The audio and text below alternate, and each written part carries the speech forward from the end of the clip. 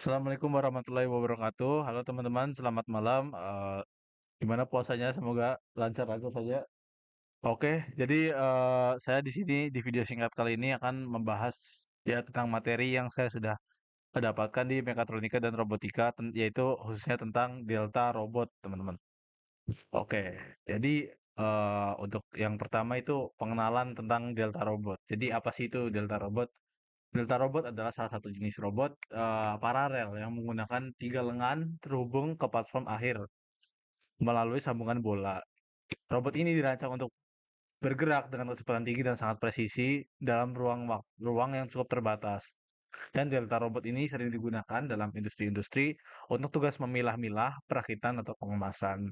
Oke, jadi seperti ini saya sudah tampilkan motion dari delta robot ini sendiri. Jadi itu nanti ada motor untuk menggerakkan motor servo atau stepper yang akan digunakan untuk menggerakkan platform-platformnya. Jadi eh, dia digunakan kebanyakan di berbagai industri seperti untuk pemilahan, kayak untuk memisahkan barang, untuk perakitan seperti perakitan PCB, lalu pengemasan seperti kayak pengemasan makanan-makanan fast food lah gitu.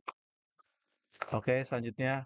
Jadi apa aja sih yang ada di struktur dan komponen utama pada Delta Robot? Jadi komponen Delta Robot kita mulai dari atas dulu ada base-nya, ada basisnya. Jadi untuk Delta Robot ini biasanya kayak bentuknya itu digantung gitu teman-teman dan dia membutuhkan basis di atas yang menjadi eh, tempat utamanya yang nantinya di situ bakal ada motor dan buat inputnya masuk lewat bus juga. Terus di situ kita membutuhkan juga beberapa komponen mekanik seperti upper arm dan lower arm yang akan digerakkan oleh motor servo. Lalu juga di bawah sendiri ada basis yang nanti akan dipakaikan vakum untuk mengambil maupun itu makanan maupun itu komponen-komponen yang untuk dirakit tergantung kebutuhan industrinya teman-teman. Oke, selanjutnya jadi prinsip kerjanya sebenarnya jika dijelaskan mungkin lumayan simpel ya teman-teman. Jadi motor pada base atau basis itu menggerakkan lengan robot yang bisa diubah-ubah posisinya gitu.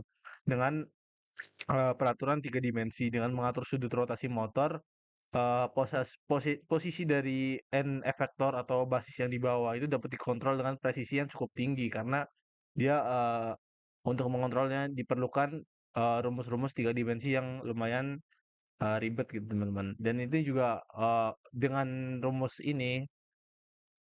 tiga dimensi ini memungkinkan juga pergerakannya itu stabil dan cepat.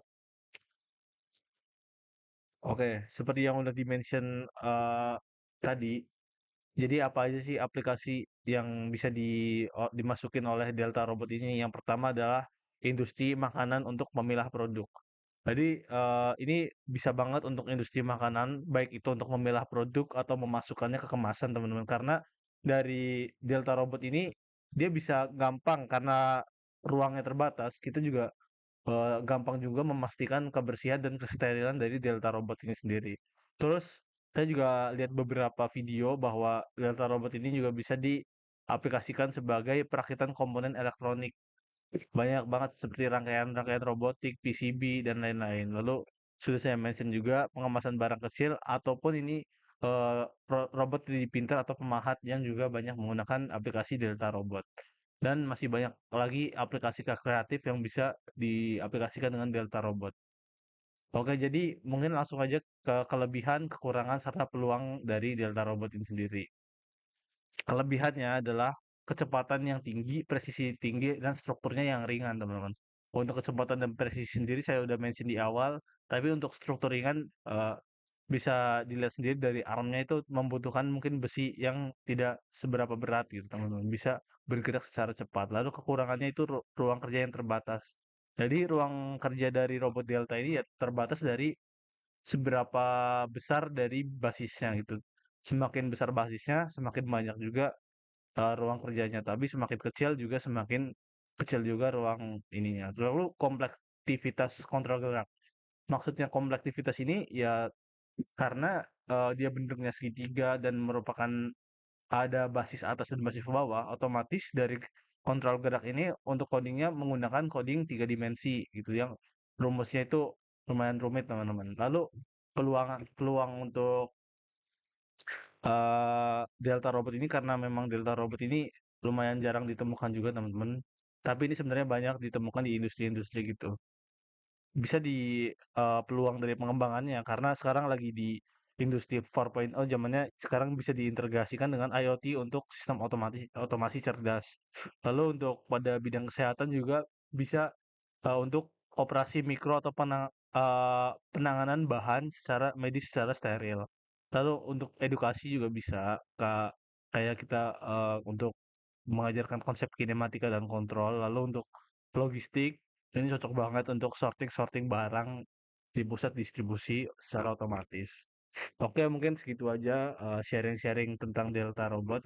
Kurang lebihnya mohon maaf. Wassalamualaikum warahmatullahi wabarakatuh.